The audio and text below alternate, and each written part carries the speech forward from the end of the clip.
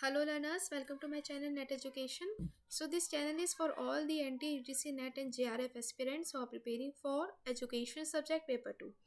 तो आज की जो वीडियो है हमारी वो यूनिट फर्स्ट के सी पार्ट एजुकेशनल स्टडीज़ के ऊपर बेस्ड है, जिसके अंदर हम डिफरेंट अप्रोचेस ऑफ सोशोलॉजी पढ़ेंगे और इसके साथ साथ इसके अंदर कौन कौन से अप्रोचेस है, यानी कि symbolic, interaction, structural, functionalism and conflict theory को भी डिटेल में डिस्कस करेंगे। तो अगर आप मेरे चैनल पे न्यू हैं तो सब्सक्राइब कर लीजिएगा और बेल आइकन दबाना मत भूलेगा for further notification and updates. तो आज की वीडियो को हम स्टार्ट करते हैं। तो before understanding of approaches to sociology of education, first हम जान लेते हैं कि सोशोलॉजी मतलब क्या है, यानी कि समाज शास्त्र क्या है। तो सोशोलॉजी है वो कंसर्न करती है विद सोशल रिलेशनशिप, यानी कि इसके अंदर सोसाइटी के रिलेशनशिप के बारे में हमें जानकारी प्राप्त होती है। इसके अलावा ये एक तरह का नेटवर्क है जो कि सोशल रिलेशनशिप को दिखाता है और सोसाइटी के बीच में जो रिलेशनशिप होता है तब जाकर हमारी सोशोलॉजी हमारी बेस्ड होती है इसके ऊपर। नेक्स्ट है सोशोलॉजी है, उसे डिफाइन करते हैं as the study of man और इसके एनवायरनमेंट के बीच में क्या रिलेशनशिप है, यानी कि इसके इंसान के बीच में और साथ के साथ उसके एनवायरनमेंट के बीच में कैसा रिलेशनशिप है और कैसा बिहेवियर है, तो हम इसको डिस्कस करते हैं। सोशोलॉजी है जो फर्स्ट जो टर्म है, जो फर्स्ट सबसे पहले जो वर्ड जो यूज़ किया गया था वो हमारा एम्यूल जोसेफ ने यूज़ किया था, लेकिन उन्होंने ये वर्ड अपनी अनपब्लिश मैन्युस्क्रिप्ट में यूज़ किया था। लेकिन बाद में हमारा जो सोशोलॉजी वर्ड है वो अगस्ते कॉमेट ने यूज़ किया, जो कि फ्रेंच थिंकर थे। इन 1937 फ्रेंच फिलोसोफर अगस्ते कोमेट ने जो वर्ड है सोशोलॉजी को दिया था। सोशोलॉजी का मतलब है he meant the application of scientific method in the study of relationship between the society and individual, यानी कि सोशोलॉजी हमारी एक ऐसी एप्लीकेशन है जिसमें हम साइंटिफिक मेथड के थ्रू हम रिलेशनशिप को स्टडी कर रहे हैं between society and individual. So this is definition of sociology, जो कि बहुत ही इंपॉर्टेंट है, अक्सर आपको क्वेश्चंस में देखने को मिलती है, तो इसको आप नोट डाउन कर लेना। नेक्स्ट देखते हैं सोशोलॉजी से रिलेटेड कुछ और पॉइंट ऑफ व्यू कि सोशोलॉजी है जो आपका एक लैटिन वर्ड है सोशियस, जिसका मीनिंग है कंपेनियन, और ग्रीक वर्ड है लोगस जिसका मीनिंग है स्टडी। तो इन दो वर्ड से बनकर बना है सोशोलॉजी, सोशियस एंड दूसरी तरफ लोगस, यानी कंपेनियन स्टडी, यानी स्टडी ऑफ कंपेनियनशिप। ठीक है। सोशोलॉजी हमारी एक ऐसी स्टडी है जिसमें हम ह्यूमन के सोशल रिलेशनशिप और इंस्टीट्यूशंस के बीच में रिलेशनशिप हम देखते हैं। ये एक तरह की साइंटिफिक स्टडी है सोसाइटी की, जिसमें हम individual pattern of social relationship को डिस्कस करते हैं, सोशल का इंट्रैक्शन को डिस्कस करते हैं कि सोसाइटी के अंदर कैसा इंट्रैक्शन है with in the community, with in the society, individual का क्या रिलेशनशिप है और क्या इंट्रैक्शन है, इसके साथ साथ इनका क्या कल्चर है। तो ये तीन तरह की जो डेफिनेशंस थी वो हमें डिफरेंट आपके जो सोशोलॉजिस्ट ने दी थी। जो पहली है अकॉर्डिंग टू स्मॉल, तो ये सोशोलॉजिस्ट थे, इन्होंने कहा है सोशोलॉजी एक ऐसी साइंस है ऑफ सोशल रिलेशनशिप, यानी कि सोशोलॉजी साइंस है हमारी सोशल रिलेशनशिप की। पार्क एंड बर्गिस ने कहा है सोशोलॉजी है ऐसी साइंस ऑफ कलेक्टिव बिहेवियर, यानी कि ऐसी स्टडी जिसके अंदर हम सोसाइटी के कलेक्टिव बिहेवियर को स्टडी कर रहे हैं। क्यूबर ने कहा है सोशोलॉजी का मतलब है जो डिफाइन करता है एक साइंटिफिक नॉलेज को about human relationship. I hope ये आपको समझ आया होगा। कुछ और डेफिनेशंस है मैक्स वर्बर की। मैक्स वर्बर की जो डेफिनेशन है इज़ अ मोस्ट इम्पॉर्टेंट, ये हमेशा एग्जाम में आती है। मैक्स वर्बर ने सोशोलॉजी के कैसे कंसर्न किया था, इन्होंने क्या मेन इसका पॉइंट बोला था। तो इनके अकॉर्डिंग सोशोलॉजी है वो साइंस है जो अटेम्प्ट करती है, बताती है interpretative understanding of social action, यानी कि वो इंटरप्रेट करती है सोशल एक्शन की अंडरस्टैंडिंग को। दुर्कहेम ने ये जो डेफिनेशन दी थी सोशोलॉजी की, ये भी बहुत इंपॉर्टेंट है। इनके अकॉर्डिंग सोशोलॉजी ऐसी साइंस है ऑफ कलेक्टिव रिप्रेजेंटेशन, यानी सोसाइटी को हम स्टडी कर रहे हैं थ्रू साइंस और क्या कर रहे हैं, एक कलेक्टिव रिप्रेजेंटेशन को प्रेजेंट कर रहे हैं। नेक्स्ट देख लेते हैं before understanding of educational sociology, first we need to understand कि एजुकेशन का मतलब क्या है और एजुकेशन जो टर्म है वो किसने दी थी और ये कौन सा वर्ड है। तो एजुकेशन हमारा जो वर्ड है वो ड्राइव किया है लैटिन वर्ड से, यानी कि एक लैटिन वर्ड है जिसका मतलब है शिक्षा। एडुकेर मतलब to brings out, to nourish यानी कि नरिश करना, कुछ लेकर आना, कुछ नया खोजना, तो वो एडुकेर एजुकेशन का मतलब है। नेक्स्ट है एडुकेरी, जिसका मतलब है टू लीड आउट, यानी कि कुछ लीड करना, कुछ ड्रॉ करना, कुछ लेकर आना। ठीक है। एडुकेटम, एडुकेटम का मतलब है एक्ट ऑफ टीचिंग और ट्रेनिंग, यानी कि जिसमें हम ट्रेनिंग दे रहे हैं, पढ़ा रहे हैं, तो वो एजुकेशन है। नेक्स्ट देख लेते हैं कुछ और जो डेफिनेशंस थी, डिफरेंट डिफरेंट आपके जो साइकोलॉजिस्ट थे और इंडियन थिंकर थे, वेस्टर्न थिंकर थे, तो इन्होंने एजुकेशन को क्या कहा, क्या इनकी डेफिनेशन दी थी। तो फॉर्बेल के अकॉर्डिंग, फॉर्बेल ने कहा है education is the creation of sound mind in a sound body. ठीक है। एजुकेशन क्या है, एक तरह का क्रिएशन है हमारे माइंड का और हमारी साउंड बॉडी का, ये फ्रॉयबल ने कहा है। नेक्स्ट है हर्बर्ट स्पेंसर, हर्बर्ट स्पेंसर ने कहा है एजुकेशन है हमारी एक तरह का एनफोल्डमेंट है, और जो कि हम पढ़ रहे हैं, एनफोल्डेड कर रहे हैं जर्म में। नेक्स्ट है एजुकेशन है एक कंप्लीट लिविंग है, जो इंदिरा गांधी ने कहा है कि जो हमारी एजुकेशन है वो कंप्लीट लिविंग है। जॉन डीवी का अलग पर्सपेक्टिव है, इन्होंने क्या डेफिनेशन दी है, इनके अकॉर्डिंग एजुकेशन ऐसी है जो कि एक लिबरेटिंग फोर्स है, यानी कि वो फुल ऑटोनॉमी दे रही है पूरी तरह से इंसान को सीखने की, लर्न करने की, लर्निंग बाय डूइंग की। ठीक है। जो कि पूरी तरह से एक डेमोक्रेटाइजिंग फोर्स है, पूरी तरह से आपको फ्रीडम दी जा रही है कुछ नया करने की, सीखने की, और ये सभी तरह के बैरियर्स को रिमूव करती है, चाहे बैरियर्स आपके कास्ट के बेसिस पे हो, क्लास के बेसिस पे हो। और एजुकेशन आपको ये पावर देती है कि आप सोसाइटी के जितनी भी इनजस्टिस प्रैक्टिसेस है उसको रिमूव कर पाओ और इनइक्वालिटीज़ को रिमूव कर पाओ और एक अच्छा डेमोक्रेटिक एनवायरनमेंट क्रिएट करो। ठीक है। ये आपकी डेफिनेशन थी। नेक्स्ट है जॉन डीवी, जो जॉन डीवी ने कहा है एजुकेशन एक ऐसा प्रोसेस ऑफ लिविंग है जो कि कॉन्टिन्यूअस रिकंस्ट्रक्शन हो रहा है एक्सपीरियंसेस का, कि हम कॉन्टिन्यूसली हम रिकंस्ट्रक्ट कर रहे हैं, कुछ नया एक्सपीरियंस कर रहे हैं, कुछ नया बना रहे हैं। जॉन लॉकी ने कहा है जैसे जैसे प्लांट्स कल्टीवेट होते हैं, जैसे जैसे प्लांट्स हमारे ग्रो होते हैं, उसी तरह से इंसान भी अपने एनवायरनमेंट में ग्रो करता जाता है, अपनी वैल्यूज़ को इंकलकेट करता जाता है, और उसका हेल्प करती है उसको कल्टीवेट होने के लिए, वो है एजुकेशन। आई होप ये समझ आया होगा। नेक्स्ट देख लेते हैं, ये डिफरेंस आपसे पूछते हैं एजुकेशनल सोशोलॉजी और सोशोलॉजी ऑफ एजुकेशन के बीच में क्या डिफरेंस है, जो कि बहुत ही इंपॉर्टेंट है, तो इसको देख लेते हैं। जो एजुकेशनल सोशोलॉजी है, हमारी जो एजुकेशनल सोशोलॉजी है वो एक तरह का ब्रांच है सोशोलॉजी का। एजुकेशनल सोशोलॉजी हमारी मतलब है इसका education through sociological point of view, यानी कि हमारी जो ऐसी एजुकेशन जो सोसाइटी के पॉइंट ऑफ व्यू से है, ऐसी एजुकेशन जिसके अंदर हमें सोसाइटी के अंदर कैसे एडजस्ट करना है, कैसे हमें रिलेशनशिप मेंटेन करना है, वो हमें सिखाया जा रहा है। ठीक है। ये एक तरह का कोरिलेशन है between education and sociology, society के बीच में और एजुकेशन के बीच में एक तरह का कोरिलेशन है। ठीक है।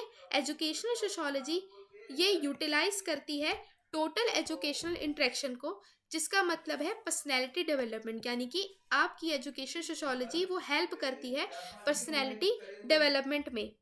ठीक है। नेक्स्ट देख लेते हैं, ये एक साइंस है जो एम्फेसाइज करता है progress of society through medium of education.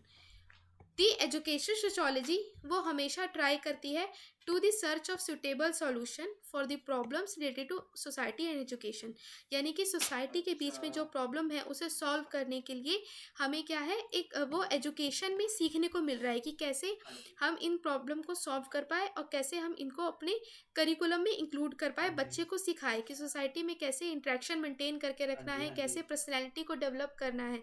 तो ये सब इंपॉर्टेंट कॉन्सेप्ट्स है। अब देख लेते हैं, ये कुछ और डेफिनेशंस है जो आपको दी हुई है। पहली है ब्राउन ने जो डेफिनेशन दी थी एजुकेशनल सोशोलॉजी की, वो दी थी ऑल एजुकेशन जो प्रोसीड करती है by the participation of individual in the social consciousness of the races. Next है एजुकेशनल सोशियोलॉजी वो एक तरह की साइंस है जो कि डिस्क्राइब करती है और डिस्कस करती है the process of social relation, जो कि आपको एक तरह का एक्सपीरियंस देती है कि इंडिविजुअल को कैसे ऑर्गेनाइज होना है सोसाइटी में। ठीक है, नेक्स्ट देखते हैं सोशोलॉजी ऑफ एजुकेशन। अभी तक हमने क्या पढ़ा? अभी तक हमने पढ़ा एजुकेशनल सोशोलॉजी कि एजुकेशनल सोशोलॉजी मतलब क्या है। नेक्स्ट हम देखते हैं सोशोलॉजी ऑफ एजुकेशन। तो सोशोलॉजी ऑफ एजुकेशन एक तरह की स्टडी है जो डिफाइन करता है द रिलेशनशिप बिटवीन एजुकेशन और सोसाइटी, यानी कि जो हमारी एजुकेशनल सोसाइटी थी वो आपको बता रही थी कि हमारी एजुकेशन कैसे होनी चाहिए सोसाइटी के पर्सपेक्टिव से। लेकिन जो हमारी सोशोलॉजी ऑफ एजुकेशन है ये आपको कैसे रिलेशन आप ये स्टडी करता है कैसे रिलेशन हम बनाए बिटवीन एजुकेशन एंड सोसाइटी में।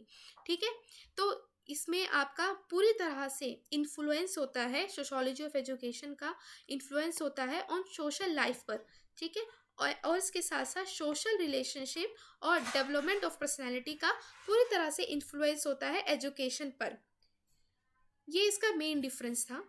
नेचर देख लेते हैं, नेचर ऑफ एजुकेशन सोशोलॉजी। तो पहला है जो एजुकेशनल सोशोलॉजी है हमारा, वो हमें हेल्प करता है एक अंडरस्टैंडिंग डेवलप करने में इकोनॉमिक की, सोशल और पॉलिटिकल ट्रेंड की, फॉर्मल और इनफॉर्मल एजेंसीज की एजुकेशन की। ठीक है, एजुकेशन सोशोलॉजी है वो हमारी एम करता है टू डेवलप अ करिकुलम जो कि एडिक्वेटली सोशलाइज करता है ईच इंडिविजुअल स्टूडेंट को, यानी कि एजुकेशनल सोशोलॉजी एक तरह का एम है जो कि हमें ये डेवलप करेगा एक तरह का करिकुलम मेंटेन करने के लिए, जिसमें कि इंडिविजुअल कैसे सोशलाइज हो रहा है अपने एनवायरनमेंट में वो सिखाया जाएगा। और इसके साथ साथ एजुकेशनल सोशोलॉजी है वो स्टडी करता है various types of social relationship को और उसके इम्पैक्ट को ऑन इंडिविजुअल डेवलपमेंट पे। अब देख लेते हैं सोशोलॉजी ऑफ एजुकेशन। तो सोशोलॉजी ऑफ एजुकेशन हमारा एक सोशोलॉजिकल प्रोसेस है जो कि इन्वॉल्व होता है एजुकेशनल इंस्टीट्यूशन में। ये एक तरह का एरिया होता है जो कि इवॉल्व हुआ है एजुकेशनल सोशोलॉजी से। ठीक है, ये एम्फेसाइज करता है रिलेशनशिप, जो एम्फेसाइज करता है study with in the institution of education की इंस्टीट्यूशन के बीच में क्या रिलेशनशिप है ये उसको डिफाइन कर रहा है। ये एक तरह का साइंटिफिक एनालिसिस है ऑफ द सोशल प्रोसेसेस, इसके साथ साथ सोशल मॉडल को जो कि एजुकेशन सिस्टम में इन्वॉल्व है। एजुकेशन एक तरह का कॉम्बिनेशन है of social acts and that sociology is the analysis of human interaction, यानी कि जो ब्रोक ओवर और गोटलब ने ये कंसिडर किया था जो सोशोलॉजी ऑफ एजुकेशन के अंदर कि एक एजुकेशन है ये कॉम्बिनेशन है हमारे सोशल एक्ट का। ठीक है, सोशल एक्ट का ये कॉम्बिनेशन है और हमारी एजुकेशन पूरी की पूरी तरह से इन्फ्लुएंस है सोशल नीड्स के ऊपर। डिफरेंस देख लेते हैं एजुकेशनल सोशोलॉजी का। जैसे अभी बताया एजुकेशनल सोशोलॉजी एक तरह की एप्लीकेशन है सोशोलॉजिकल प्रिंसिपल की, और एजुकेशन सोशोलॉजी एक तरह की ब्रांच है, प्योर साइंस ऑफ ब्रांच है सोशोलॉजी की। लेकिन जो हमारी सोशोलॉजी ऑफ एजुकेशन है वो क्या कर रहा है, वो एक ब्रॉडर टर्म है जो कि एम्फेसाइज कर रहा है सोशल एक्सपेक्ट को। ना सिर्फ ये आपके सोशल एक्सपेक्ट को डिफाइन कर रहा है लेकिन इसके साथ साथ आपके एजुकेशन के अदर कॉन्सेप्ट्स को भी डिस्क्राइब कर रहा है, यानी कि इकोनॉमिक एक्सपेक्ट को डिस्क्राइब कर रहा है, कल्चरल को डिस्क्राइब कर रहा है, पॉलिटिकल को डिस्क्राइब कर रहा है, रिलीजियस और मोरल एक्सपेक्ट्स को भी डिस्क्राइब कर रहा है। तो सोशोलॉजी ऑफ एजुकेशन एक ब्रॉडर टर्म है। ठीक है, अब हम देख लेते हैं कुछ थ्योरीज यानी कि कुछ approaches to sociology of education. तो ये बहुत ही इंपॉर्टेंट है। पहला, 3 तरह के अप्रोचेस होते हैं हमारे। पहला होता है हमारा सिंबॉलिक इंटरेक्शन, जिसको हम हिंदी में प्रतीकात्मक सहभागिता भी कहते हैं।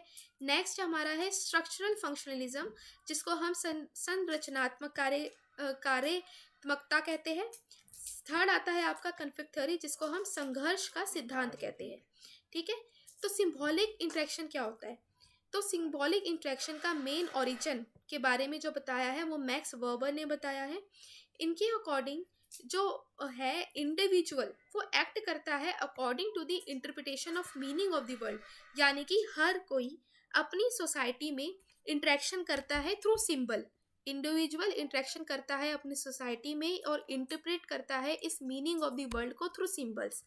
कोई भी इंडिविजुअल अपनी सोसाइटी में कम्युनिकेट करने के लिए डिफरेंट डिफरेंट सिंबल्स का यूज़ करता है। उसके साथ साथ किसी पर्टिकुलर कम्युनिटी में एक ऐसे सेट सिंबल्स होते हैं जो कि उस कम्युनिटी को रिप्रेजेंट करते हैं। तो ये सिंबॉलिक इंट्रैक्शन को बताता है। सिंबॉलिक इंट्रैक्शन आपका माइक्रो लेवल पर होता है, छोटे टर्म पर होता है। ये सिर्फ और सिर्फ आपका फोकस करता है relationship among individual with in the society. इसमें सिर्फ आपका रिलेशनशिप होता है सोसाइटी के बीच में और एक तरह का कम्युनिकेशन होता है। हर इंडिविजुअल दूसरे से इंटरेक्ट कर रहा है through the language and symbols. ठीक है, और ये बिलीव करता है कि जिसमें पीपल अपने इस वर्ल्ड को, इस सोशल वर्ल्ड का सेंस निकाल रहा है। हर किसी के, इसको एग्जाम्पल के थ्रू समझते हैं कि हर किसी के जो रिचुअल्स है किसी कम्युनिटी में वो अलग है। तो रिचुअल्स भी क्या प्रेजेंट कर रहे हैं, वो एक तरह का कम्युनिकेट कर रहे हैं किसी पर्टिकुलर कल्चर को और वो उस पर्टिकुलर कल्चर के को सिंबलाइज कर रहे हैं। ठीक है, तो ये आपकी सिंबॉलिक इंट्रैक्शन के अंदर आ जाता है, यानी कि प्रतीकात्मक सहभागिता के अंदर आ जाता है। सिंबॉलिक इंट्रैक्शन का मतलब है इंटरप्रिटेशन ऑफ सोशल मीनिंग, कि हम सोशल मीनिंग को इंटरप्रेट कर रहे हैं, यानी कि किसी पर्टिकुलर बिहेवियर को इस तरह से रिप्रेजेंट कर रहे हैं जो अपनी एक सोसाइटी को रिप्रेजेंट कर रहा है। ठीक है, और इसके अंदर जो इंडिविजुअल्स की अपनी एक आइडेंटिटी होती है और वो एक अल्टीमेटली तरीके से बिहेव करते हैं, एक पर्टिकुलर तरीके से बिहेव करते हैं और एक सेट पैटर्न्स ऑफ सिंबल्स का यूज़ करते हैं कम्युनिकेशन करने के लिए, कम्युनिकेट करने के लिए। नेक्स्ट देख लेते हैं इसके सिद्धांत कौन कौन से हैं, यानी प्रिंसिपल्स कौन से हैं। तो इनके अकॉर्डिंग ह्यूमंस के पास कैपेसिटी होती है सोचने की, थॉट करने की। जो ये जो थॉट होता है वो हमारे सोशल इंट्रैक्शंस के ऊपर बेस्ड होता है, कि सबसे इम्पॉर्टेंट हमारी सोसाइटी हेल्प कर रही है किसी इंसान को सोच विचार करने की। इसके साथ साथ एक तरह का इंट्रैक्शन है जिसमें इंसान अपने सिंबल्स का यूज़ करके मीनिंग निकाल रहा है और किसी चीज़ अपनी सोसाइटी में एडजस्ट कर पा रहा है।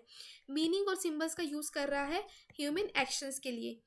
पीपल है अपने जो मीनिंग खुद क्रिएट करते हैं, यानी कि किसी पर्टिकुलर सोसाइटी में सेट पैटर्न्स और सिंबल्स का यूज़ किया जा रहा है और वो मीनिंग निकाला जा रहा है और इन मीनिंग्स का यूज़ करके वो अपने कुछ कार्य कर रहा है, कुछ डूइंग कर रहा है।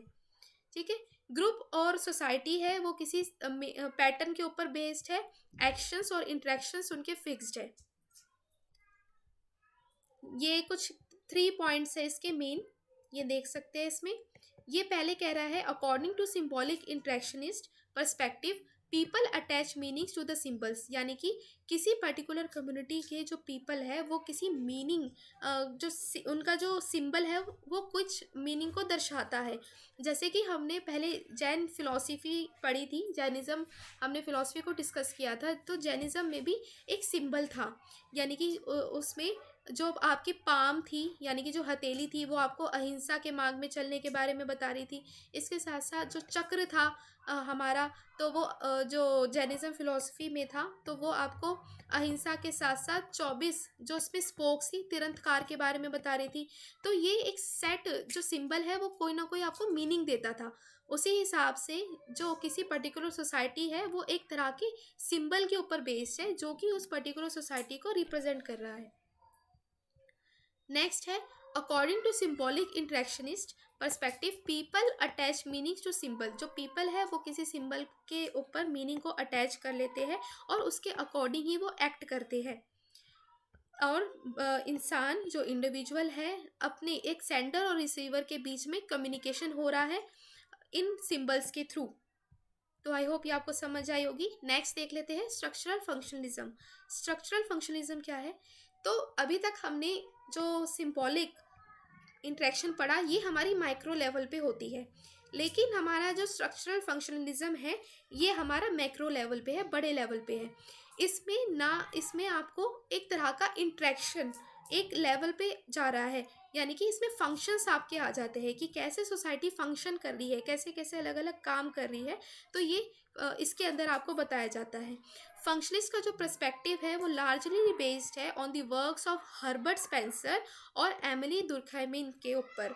अकॉर्डिंग टू फंक्शनलिस्ट पर्सपेक्टिव, जो कि इसे हम फंक्शनलिज्म भी कहते हैं, और हर एक सोसाइटी का जो एक्सपेक्ट है वो इंटर डिपेंडेंट होता है, जो कि क्या करता है, कंट्रीब्यूट करता है सोसाइटी की फंक्शनिंग को एक होल के रूप में देखना, कि हर कोई सोसाइटी में जो रह रहा है, हर कोई इंडिविजुअल एक दूसरे के ऊपर इंटरडिपेंडेंट है, एक दूसरे के ऊपर डिपेंडेंट है, एक दूसरे के ऊपर लिंक उनका बना हुआ है, और वो उसी हिसाब से फंक्शनिंग कर रहे हैं, और ये एक मैक्रो लेवल के ऊपर फोकस्ड होता है। सोसाइटी के अरेंजमेंट्स कैसे होती है ये आपको बताया जाता है, कि सोसाइटी कैसे एडजस्ट कर रही है, वो कैसे फंक्शन कर रही है, कैसे उनका मैकेनिज्म है, तो ये आपके फंक्शनलिज्म के अंदर बताया जा रहा है। जो स्ट्रक्चरल फंक्शनलिज्म है वो हमें एक मैनी कॉन्टेक्स्ट इसके अंदर इन्वॉल्व होते हैं। फंक्शनलिज्म में एक तरह का ब्रॉडर पर्सपेक्टिव है ये सोशोलॉजी का, ठीक है, जो कि इंटरप्रिटेट कर रहा है हमारी सोसाइटी को एक स्ट्रक्चर के रूप में, और इसके अंदर इंटर रिलेटेड पार्ट्स भी इन्वॉल्व है। जिस तरह से हमारे बॉडी के डिफरेंट डिफरेंट पार्ट्स है, डिफरेंट डिफरेंट ऑर्गन्स है, वो परफॉर्म कर रहे हैं, उसी हिसाब से हमारी सोसाइटी भी एक तरह के उसके अंदर ऑर्गन्स है जो कि फंक्शनिंग हो रही है जिसके अंदर। तो ये आपको जो डेफिनेशन दी थी वो टालकोट ने दी थी, ये इम्पोर्टेंट है, और हर्बर्ट स्पेंसर का भी यही इसका पॉइंट ऑफ व्यू था। नेक्स्ट देख लेते हैं इंटरडिपेंडेंसी। ये हमारा है जो स्ट्रक्चरल फंक्शनलिज्म का, यानी कि फंक्शनलिज्म का प्रिंसिपल। तो हमारी जो फंक्शनलिज्म है वो क्या है, इंटरडिपेंडेंसी के ऊपर बेस्ड है, कि हर सोसाइटी हमारी इंटरडिपेंडेंट पार्ट्स के थ्रू बनी हुई है, और एवरी पार्ट ऑफ सोसाइटी है जो डिपेंडेंट है एक दूसरे पे, अदर पार्ट्स ऑफ सोसाइटी के ऊपर बेस्ड है। जो फंक्शन हो रहा है हमारा सोशल स्ट्रक्चर और कल्चर के बीच में फंक्शन हो रहा है। सोशल स्ट्रक्चर हमारा एक तरह का ऑर्गेनाइजेशन है सोसाइटी का, जो इंक्लूड करता है, इसके अंदर इंस्टीट्यूशन आ जाते हैं, सोशल पोजीशन आ जाती है, और डिफरेंट डिफरेंट रिसोर्सेज आ जाते हैं। किसी पर्टिकुलर जो ग्रुप है वो किसी पर्टिकुलर जो सोसाइटी को रिप्रेजेंट कर रहा है, और उनका एक पर्टिकुलर कल्चर है, उनकी लैंग्वेज है, और वो कैसे अपनी लैंग्वेज का यूज़ कर रहे हैं किसी फंक्शन को परफॉर्म करने के लिए, क्या उनके बिलीव्स है। तो ये सब कुछ आपके इस स्ट्रक्चरल फंक्शनलिज्म के अंदर आ जाते हैं। नेक्स्ट आपको प्रिंसिपल दिया हुआ है कंसेंसस एंड कॉर्पोरेशन, यानी कि हर सोसाइटी का जो मेंबर है एक दूसरे के साथ कोऑपरेट कर रहा है, और एक दूसरे के साथ कोऑपरेट करते हुए एडजस्ट कर रहा है अपने एनवायरनमेंट में। सोसाइटी के अंदर जो कम्युनिटी है, डिफरेंट डिफरेंट कम्युनिटी है, वो आपस में कोऑपरेट कर रही है ताकि वो कैसे एडजस्ट हो पाए और कैसे वो फिट हो पाए इस पूरे स्ट्रक्चर में।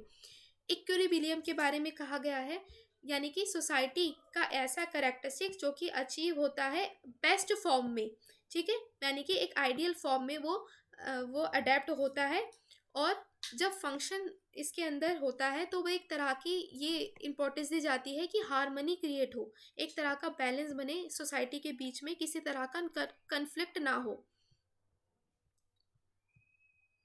नेक्स्ट देख लेते हैं कन्फ्लिक्ट थ्योरी। ये हमारी लास्ट अप्रोच है सोशोलॉजी का। तो कन्फ्लिक्ट मतलब क्या है, कन्फ्लिक्ट यानी कि जिसके अंदर हमारे डिफरेंट डिफरेंट क्योस मेंटेन हो रहे हैं सोसाइटी में। जैसे कि हमने कार्ल मार्क्स की थ्योरी पढ़ी थी, अगर कार्ल मार्क्स की थ्योरी नहीं पढ़ी तो डिटेल में पढ़ लेना, वो हम इस चैनल पे इसमें प्रेजेंट है, उसमें पूरी कार्ल मार्क्स की थ्योरी को डिटेल में डिस्कस किया हुआ है। तो कार्ल मार्क्स की थ्योरी के अंदर हमने पढ़ा था कि कन्फ्लिक्ट पैदा हो गए थे, कि उनके अंदर जितने भी हमारे जो औद्योगिक थे, यानी कि जो कि इंडस्ट्रियल जिसने इंडस्ट्री लगाई थी, और जो लेबरर्स थे, इनके बीच में कन्फ्लिक्ट पैदा हो गया था, क्योंकि रिसोर्सेज का प्रॉपर हमारा इक्वल डिस्ट्रीब्यूशन नहीं था, ठीक है। तो उसी ऊपर ये हमारी कन्फ्लिक्ट थ्योरी बेस्ड है। कन्फ्लिक्ट थ्योरी आपको सोसाइटी के बीच में कैसे स्ट्रगल्स हो रहे हैं इसके बारे में बताता है, कि कैसे डिफरेंट क्लासेस है, कितने रिसोर्सेज उनके पास हो और कितने नहीं हो, तो इनके बीच में एक स्ट्रगल चल रहा है। अगर इक्वल पार्टिसिपेशन और इक्वल डिस्ट्रीब्यूशन रिसोर्सेज का नहीं होता तो एक तरह का स्ट्रगल और कन्फ्लिक्ट सोसाइटी में डेवलप हो जाता है। कन्फ्लिक्ट का जो पर्सपेक्टिव है सोसाइटी का, वो कंपोज होता है डिफरेंट ग्रुप्स में, और जिसके अंदर आपको बताता है कंपीटिंग पावर होती है क्लासेस के बीच में, यानी कि जितनी भी सोसाइटी के अंदर हमारी सोसाइटी क्लासेस के ऊपर बेस्ड होती है, कि डिफरेंट डिफरेंट क्लासेस में कैटेगराइज होती है। अगर उनके रिसोर्सेज का इक्वल डिस्ट्रीब्यूशन नहीं होता तो उनमें कन्फ्लिक्ट हो रहा है, और एक तरह की कंपीटिंग जो कंपीटिंग जो मेंटालिटी है, जो कंपीटिंग नेचर है, वो उनके अंदर डेवलप हो रहा है कि कितने कितने लोगों के पास कितने रिसोर्सेज जाए। तो ये इस तरह से क्या हो रहा है, कन्फ्लिक्ट बढ़ रहा है। जो हमारे जर्मन सोशोलॉजिस्ट थे मैक्स वर्बर, वो एग्री थे मार्क्स से, लेकिन उनका बिलीव ये था कि सिर्फ आपकी सोसाइटी के अंदर, वो सोसाइटी के अंदर क्लासेस के बीच में के वजह से कन्फ्लिक्ट पैदा नहीं हो रहे, लेकिन पैदा हो रहे हैं इकोनॉमिक इनइक्वालिटीज़ के बीच में, यानी कि इकोनॉमिक स्ट्रेटा अलग है, उसके वजह से भी सोसाइटी में कन्फ्लिक्ट हो रहे हैं। इनइक्वालिटी हो रही है अगर पॉलिटिकल पावर में, तो इसके वजह से भी कन्फ्लिक्ट हो रहे हैं। सोशल स्ट्रक्चर के वजह से भी कन्फ्लिक्ट हो रही है कि सिर्फ आपके जो क्लासेस के बेस पे कन्फ्लिक्ट नहीं हो रहा, आपका इन डिफरेंट डिफरेंट फैक्टर्स के वजह से भी सोसाइटी में कन्फ्लिक्ट पैदा हो रहा है। इसके साथ साथ इन्होंने डिफरेंट जो ग्रुप्स थे वो भी बताए कि इनके वजह से भी हो सकता है जो सोसाइटी में कन्फ्लिक्ट, यानी कि एजुकेशन के बेस में कि कौन ज़्यादा पढ़े लिखा है या कम पढ़े लिखा है, तो उनके बीच में भी कन्फ्लिक्ट पैदा हो रहा है। रेस के बीच में हो रहा है, और उसके साथ साथ उनके जेंडर के बेसिस पे भी डिस्क्रिमिनेशन हो रहा है कि हम जो मैन को ज़्यादा रिसोर्सेज दे रहे हैं एज़ कम्पेयर टू वीमेन, तो इनके बीच में भी जेंडर के बेसिस पे भी डिस्क्रिमिनेशन हो रहा है, जिसकी वजह से कन्फ्लिक्ट हो रहा है। जो कन्फ्लिक्ट थ्योरी है हमारी, वो फोकस करती है कंपटीशन बिटवीन ग्रुप्स में और with in the society over limited sources, यानी कि जिसी भी पर्टिकुलर सेक्शन ऑफ सोसाइटी के पास कम रिसोर्सेज है और जिसके पास ज़्यादा रिसोर्सेज है, तो ये एक तरह का कंपटीशन लग रहा है, होड़ लग रही है दोनों के बीच में कि किसके पास कितने रिसोर्सेज होंगे, तो उससे कन्फ्लिक्ट है। नेक्स्ट है कन्फ्लिक्ट थ्योरी, वो व्यू करती है सोशल और इकोनॉमिक इंस्टीट्यूशन को जो एक तरह का टूल है, और वो स्ट्रगल है बिटवीन दी ग्रुप और क्लासेस को, वो मेंटेन करता है इनइक्वालिटी को और डोमिनेंस करता है रूलिंग क्लास को, यानी कि जो रूलिंग क्लास है, रूलिंग क्लास कौन सी है, जिसके पास ज़्यादा रिसोर्सेज है, और जो जिसके पास ज़्यादा रिसोर्सेज है और वो माइनॉरिटी सेक्शन के ऊपर क्या कर रहा है, उसे रूल कर रहा है, उसे डोमिनेट कर रहा है, जिसके वजह से इनइक्वालिटी जनरेट हो रही है और कन्फ्लिक्ट हो रहे हैं। मार्क्सिस्ट की जो कन्फ्लिक्ट थ्योरी थी वो आपकी सोसाइटी के ऊपर बेस्ड थी कंप्लीटली, लेकिन ये आपकी एक लेवल हाई है, वो आपकी इकोनॉमिक क्लासेस के ऊपर बेस्ड है। कन्फ्लिक्ट थ्योरी आपकी इकोनॉमिक क्लासेस के ऊपर बेस्ड है, सोसाइटी क्लास के ऊपर नहीं। सोसाइटी क्लास के साथ साथ इकोनॉमिक क्लासेस के ऊपर भी बेस्ड है। अब कुछ अजम्पशंस है हमारी कन्फ्लिक्ट थ्योरी की, यानी कि पहला है कंपटीशन। कंपटीशन क्यों जनरेट हो रहा है? कंपटीशन इसलिए जनरेट हो रहा है कि किसके पास कितने रिसोर्सेज है, कितनी प्रॉपर्टी है, कितने मटेरियल को वो एक्सेस कर सकता है, कंज्यूम कर सकता है, तो ये एक तरह का कंपटीशन लगा हुआ है जिसके वजह से कन्फ्लिक्ट हो रहा है। नेक्स्ट है रेवोल्यूशन, यानी कि क्रांति जाग रही है लोगों के बीच में, जो कि हमारे जो कि हमारे ऐसे लोग जिनके पास ज़्यादा रिसोर्सेज है वो डोमिनेट कर रहे हैं हमारे डिफरेंट सेक्शन ऑफ सोसाइटी के ऊपर, उनका डोमिनेंस हो रहा है, तो इस वजह से क्या है, कन्फ्लिक्ट हो रहा है और एक तरह की क्रांति जग रही है, बगावत लोगों के बीच में आ रही है, जिसके वजह से कन्फ्लिक्ट है। नेक्स्ट है स्ट्रक्चरल इनइक्वालिटी, यानी कि स्ट्रक्चर के बीच में किसके पास कितनी पावर है, कौन किस पार्टी से बिलोंग करता है और किसके पास ज़्यादा रिसोर्सेज है, किसके पास ज़्यादा रिवार्ड्स है, तो उसके बीच बीच उसको कंसिडर करते हुए स्ट्रक्चरल इनइक्वालिटी हो रही है हमारी सोसाइटी के बीच में, और जिसके हिसाब से क्या है, कन्फ्लिक्ट जनरेट हो रहा है, वार की सिचुएशन क्रिएट हो रही है, ठीक है, युद्ध छिड़ जाता है, इसी हिसाब से जो हमारी कन्फ्लिक्ट हो रहा है सोसाइटी के अंदर। अब ये एक चार्ट है जो आपको बता देता है, पूरा समअप है कि सोशोलॉजिकल पर्सपेक्टिव हमारे 3 लेवल पे बेस्ड है। पहला है सिंबॉलिक इंट्रैक्शनिज्म, सेकंड फंक्शनलिज्म, और थर्ड है हमारा कन्फ्लिक्ट थ्योरी। तो लेवल ऑफ एनालिसिस देख लेते हैं। पहला है हमारा जो सिंबॉलिक इंट्रैक्शन है वो माइक्रो लेवल पे है, फंक्शनलिज्म हमारा किसके ऊपर है, मैक्रो लेवल पे है, वो थोड़ा बड़ा है इससे, और कन्फ्लिक्ट भी हमारा बड़ा है, मैक्रो है। सिंबॉलिक इंट्रैक्शन का किसके ऊपर फोकस होता है, ये सिर्फ और सिर्फ फोकस होता है कि हमें सिंबल्स का यूज़ करना है और सोसाइटी के बीच में इंट्रैक्शन हो रहा है, इंडिविजुअल्स के बीच में इंट्रैक्शन हो रहा है सोसाइटी में, तो ये सिर्फ हमारी सिंबॉलिक इंट्रैक्शन को दिखा रहा है। दूसरी तरफ है फंक्शनलिज्म। फंक्शनलिज्म है जो हमारा एक तरह का रिलेशनशिप को डिस्क्राइब कर रहा है between the parts of society. ठीक है, कि सोसाइटी कैसे अपना रिलेशनशिप मेंटेन कर रही है, कैसी फंक्शनिंग उनके अंदर हो रही है और कैसे कैसे वो डूइंग अपना कर रही है, कैसे कार्य कर रही है, कैसे सोसाइटी में एडजस्ट हो। तो ये सब कुछ हमारा फंक्शनलिज्म के अंदर आ जाता है। लास्ट होता है हमारा कंपटीशन ऑफ स्कैर्स रिसोर्सेज, यानी कि कितना किसके ऊपर कितनी रिसोर्सेज के ऊपर पावर है। तो ये हमारा कंपटीशन को दिखा रहा है कि इस कंपटीशन के थ्रू सोसाइटी में कन्फ्लिक्ट जनरेट हो रहा है। ठीक है, अब ये कुछ एमसीक्यू है, ये देख लेते हैं। एमसीक्यू देखते हैं ऑन सोशियोलॉजी ऑफ एजुकेशन। ये आपको कह रहा है सोशियोलॉजी ऑफ एजुकेशन के अंदर क्या इंक्लूड होता है। तो वीडियो को पॉज करो और बताओ सोशियोलॉजी ऑफ एजुकेशन के अंदर क्या इंक्लूड है। सोशल, पहला है option social relation by which individual gain experience, यानी कि ऐसा सोशल रिलेशन जिसमें इंडिविजुअल को एक्सपीरियंस गेन हो रहा है, या फिर सोशल डेवलपमेंट हो रहा है कंट्री का, या फिर सोसाइटी का और इंडिविजुअल के बीच में रिलेशनशिप है, या फिर कम्युनिकेशन है आपका इंडिविजुअल का विद इन दी सोसाइटी। तो इसका राइट आंसर क्या है? इसका जो राइट आंसर आपका थर्ड है, क्योंकि अभी हमने पढ़ा सोशियोलॉजी ऑफ एजुकेशन क्या है। ये रिलेशनशिप को डिस्क्राइब करता है between the individual and society.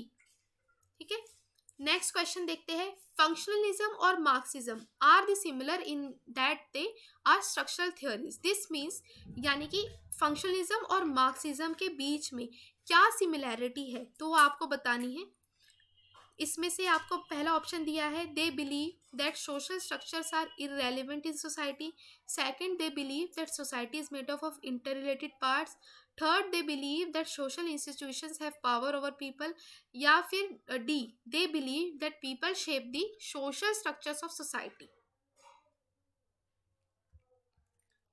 Yes, इसका राइट आंसर है आपका बी, क्योंकि इनके अकॉर्डिंग जो सोसाइटी है वो डिफरेंट डिफरेंट जो मेडअप है इंटर रिलेटेड पार्ट्स, यानी कि वे मानते हैं कि समाज परस्पर भागों से बना है, डिफरेंट डिफरेंट पार्ट से बना है। तो फंक्शनलिज्म भी हमें ये दिखाता है कि हमारी जो सोसाइटी है डिफरेंट डिफरेंट पार्ट से मिलकर बनी है, इंटर रिलेटेड पार्ट्स के ऊपर बेस्ड है। तो इसलिए इसका राइट आंसर बी है। थर्ड है, कार्ल मार्क्स ने आर्ग्यू किया था कि रिलीजन क्या है। रिलीजन को वो नहीं मानते थे, जैसे कि हमने कार्ल मार्क्स की थ्योरी में डिस्कस किया था। तो कार्ल मार्क्स रिलीजन को क्यों नहीं मानते थे? क्योंकि उनका ये समझना था कि जो हमारा रिलीजन है वो एक तरह का ऑपरेशन है जो कि जस्टिफाई कर रहा है पॉवर्टी को, यानी कि गरीबी को दर्शा रहा है। तो इसका जो राइट आंसर है हमारा बी है, जस्टिफाई कर रहा है पॉवर्टी को और ऑपरेशन को, यानी कि गरीबी और उत्पीड़न को सही ठहराता है। तो ये इनका क्या है, ये आंसर है। तो आई होप आपको समझ आया होगा। आज की वीडियो कैसी लगी फीडबैक ज़रूर देना, और इससे रिलेटेड अगर कोई भी डाउट हो या फिर कोई भी क्वेरी हो तो आप मेरे टेलीग्राम ग्रुप पे ज्वाइन हो सकते हो, जिसका लिंक मैंने डिस्क्रिप्शन बॉक्स में दे दिया है। और इससे रिलेटेड कई सारे जो MCQs है, PDF है, हम रेगुलर बेसिस पे टेलीग्राम पे डिस्कस कर रहे हैं, तो आप वहाँ से ज्वाइन होके उसको भी देख सकते हो। तो कैसा लगा आज का वीडियो, फीडबैक ज़रूर देना। तब तक के लिए stay blessed, enjoy learning. Thank you.